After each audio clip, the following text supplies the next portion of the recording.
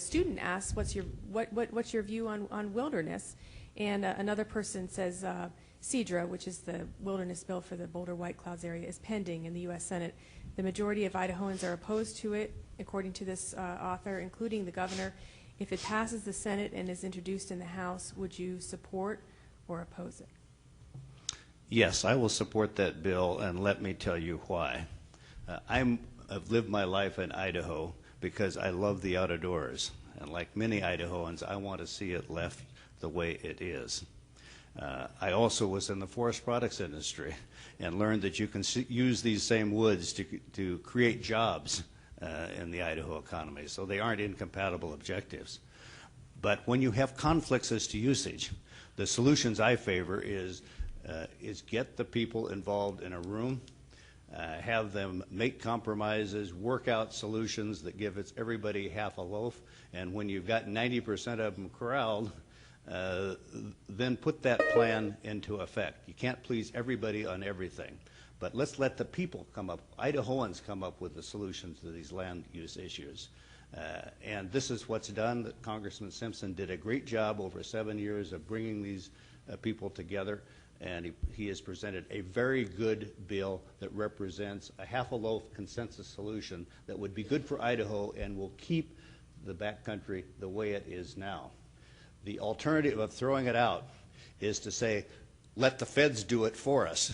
Let some bureaucrat in Washington decide. And it's a prescription for endless confrontation and litigation. It's bad for Idaho, and I'm sorry my opponent opposes this common sense solution advanced by my Republican colleague. Mr. Labrador. You know, Mr. Minnick and I disagree on this tremendously, and I'm with Governor Otter on this issue. I think that we need to oppose this legislation. I will vote no on this legislation. I do commend Representative Simpson. He's done a good job of bringing the people to the table. But sometimes when you have a half a loaf, it's just a half-baked solution.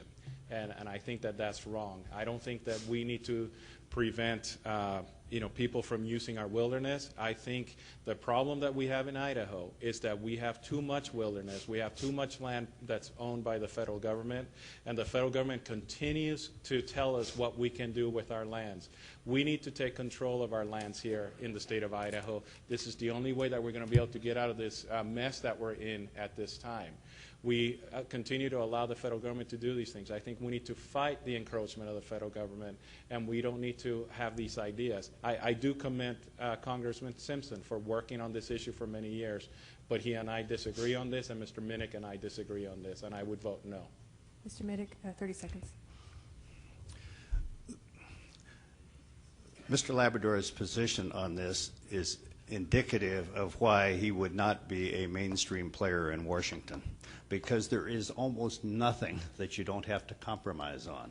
There's almost nothing that doesn't require input from some Republicans and some Democrats. And this is what this bill does.